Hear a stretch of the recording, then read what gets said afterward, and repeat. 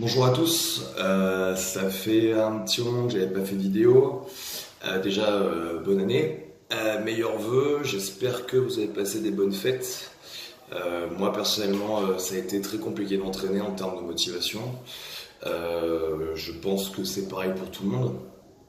Mais bon, ça y est, c'est le 2 janvier. On a bien bu, bien mangé pendant 15 jours. J'espère que vous avez pu profiter de vos proches, de votre famille, parce que c'est le plus important. Et c'est l'heure de repartir sur de bonnes bases. J'avais envie de parler avec vous aujourd'hui d'un sujet qu'on entend beaucoup, parce que c'est la mode, hein, ça fait même plusieurs années que c'est la mode, c'est cet aspect fonctionnel. Fonctionnel, c'est un terme qu'on retrouve partout. CrossFit vend du fonctionnel, OPEX vend du fonctionnel, les Smiths vendent des concepts de plus en plus fonctionnels. Les Navy Seals, les commandos sont censés être fonctionnels. Le truc qui revient souvent dans les formations d'EPM, c'est cet aspect fonctionnel, mais fonctionnel à quoi? Parce que c'est vrai que le truc qu'on oublie de dire quand on parle d'entraînement fonctionnel, c'est que le mot fonctionnel n'a absolument aucun sens. Ouais. On peut pas être, on n'est pas fonctionnel en fait. On est fonctionnel à quelque chose. C'est-à-dire que quelque chose qui est fonctionnel pour une tâche ne l'est pas forcément pour une autre. Par exemple, le fait d'avoir les épaules enroulées en avant, c'est pas spécialement fonctionnel quand vous allez vouloir faire des trucs avec les bras au-dessus de la tête. C'est même pas du tout fonctionnel du tout. Mais par contre, pour un boxeur, il vaut mieux qu'il ait cette posture qui va lui permettre de protéger son menton, de protéger les parties fragiles de son visage, parce que lui, il doit être fonctionnel à pas prendre de coups à la tête et surtout à pouvoir en mettre. Et c'est vrai que le fait d'avoir les épaules vers l'avant, ça permet d'avoir plus d'allonge. Donc, le petit problème qu'on a actuellement, c'est qu'avec l'explosion de cette tendance fonctionnelle, en fait, on a enlevé la fin de la phrase. On fait tous de l'entraînement fonctionnel, mais personne ne sait à quoi. C'est un petit peu gênant parce que, en fait, ça a créé une confusion chez les clients, chez le patient ou dans la population lambda. C'est qu'en fait, vous pensez que être fonctionnel, c'est une fin en soi. Alors que, encore une fois, fonctionnel à quoi? Par exemple, l'entraînement de compétition type CrossFit n'est pas du tout la meilleure préparation si votre but est de devenir commando. On peut pas comparer des épreuves qui nécessitent une force maximale et une capacité à exploser votre puissance sur environ 6 à 15 minutes à un stage co qui va prendre plusieurs mois, où vous allez courir des centaines de kilomètres avec un sac à dos sur le dos, où vous allez avoir un accent prépondérant sur le bas du corps en endurance et sur la force physique du haut du corps. Ça n'a aucun rapport. Aucun. Encore une fois, la position que vous avez besoin sur un vélo pour faire un Ironman, donc 180 bandes de vélo, en sortant de 4 km de natation, en général sur le ventre, où vous avez crawlé, donc encore une fois, ça vous a un peu arrondi. Si vous essayez de faire du vélo avec un dos parfaitement droit, parfaitement placé, sur 180 bornes, vous allez vite vous arrêter parce que c'est pas du tout la posture la plus fonctionnelle pour être sur un vélo. Hein. Si les gens qui font du vélo, ils sont tous arrondis au niveau de la colonne comme ça sur le vélo, c'est justement parce que c'est un intérêt. C'est le peloton du Tour de France n'est pas peuplé de Mongols qui ne savent pas se placer et qui ne connaissent pas le terme fonctionnel. Le problème, c'est que le placement du dos pour un arraché n'est pas du tout le même pour faire du vélo, par exemple. Donc le côté fonctionnel, c'est qui a raison? C'est celui qui a le dos droit ou celui qui a le dos arrondi? C'est ça qui devient gênant. Je reçois beaucoup de messages en ces débuts d'année parce que vous avez plein de questions sur les programmations et quelle programmation choisir. J'essaie de vous aider au maximum, mais encore une fois, souvent vous confondez vos objectifs. Vous voulez devenir fonctionnel sur un type de sport et en même temps vous voulez devenir un grand compétiteur de CF. Donc voilà, je fais cette vidéo pour remettre un petit peu les choses à leur place. Déjà, le terme de fonctionnel n'existe pas seul. Il doit forcément être accompagné par quelque chose. Ensuite, on vend plusieurs types d'entraînement fonctionnel. Il y a des types d'entraînement fonctionnel qui pensent qu'ils sont fonctionnels parce qu'ils respectent certains principes. C'est-à-dire, ils font travailler dans plusieurs plans, ce qui est intéressant puisque le corps est fait pour travailler dans plusieurs plans, plusieurs régimes de contraction, etc., etc. Donc ça peut être considéré comme fonctionnel.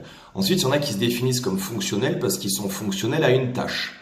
Par exemple, CrossFit vous vend un entraînement fonctionnel parce qu'il est censé être celui qui a le plus d'exercices variés, le plus d'habiletés variées. Et Greg Glassman définit le CrossFit comme le fait que nos besoins ne varient pas par nécessité mais par intensité. Donc moi, j'ai besoin de squatter 150 plus en back squat parce que j'ai envie de devenir fort et faire de la compétition. Et Thérèse, 73 ans, a besoin de squatter juste son poids de corps pour pouvoir se lever d'une chaise. Donc c'est intéressant aussi ce côté fonctionnel là.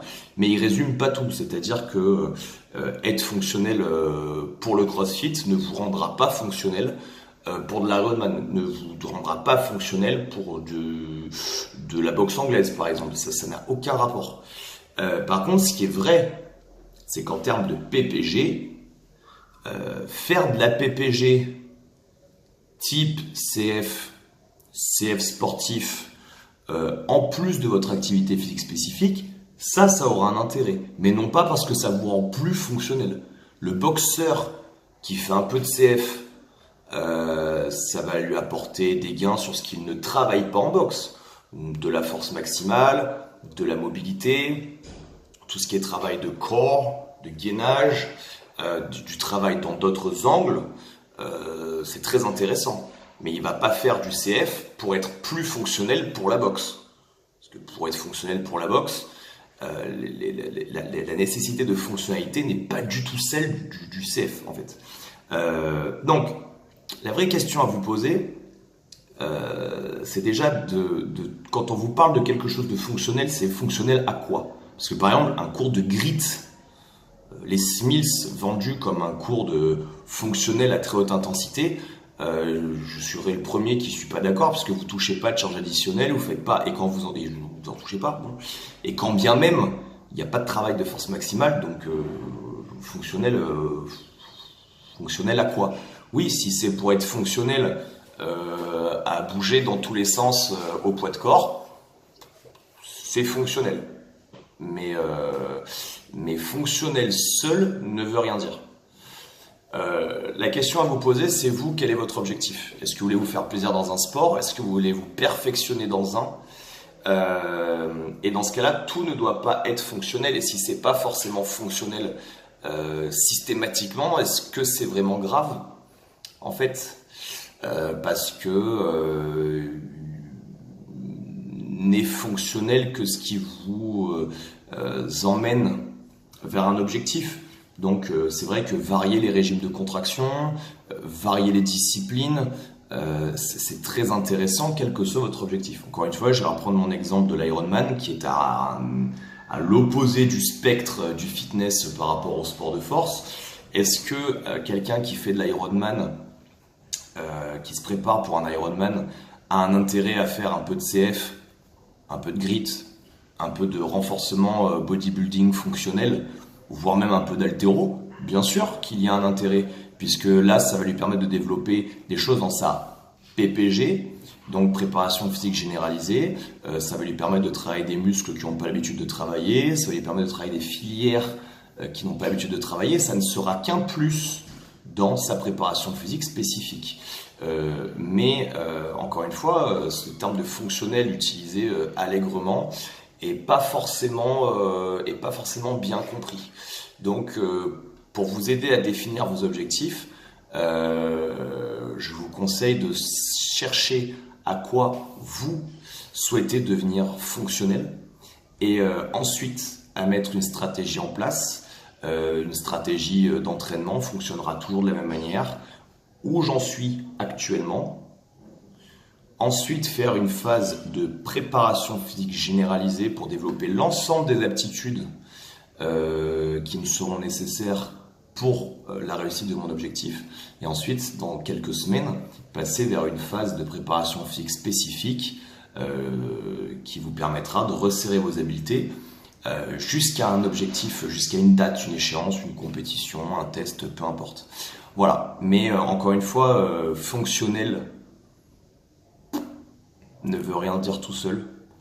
Posez-vous toujours la question, fonctionnel à quoi? Ça vous évitera de dire des conneries comme considérer qu'un CrossFit compétiteur est plus fonctionnel qu'un commando Uber. Il n'y en a pas un qui est plus fonctionnel que l'autre. Je pense que si demain le crossfitter de compète devait se taper une mission ou 8 mois de stage commando, il verrait tout de suite qu'il n'est pas spécialement fonctionnel à ce qu'on lui demande. Et à l'inverse, le commando marine qui n'a vraiment jamais fait de crossfit de compétition, c'est vrai que s'il n'a pas fait la phase d'apprentissage et la phase un petit peu de spécialisation des exercices de crossfit sportif, il verra aussi qu'il n'est pas spécialement fonctionnel.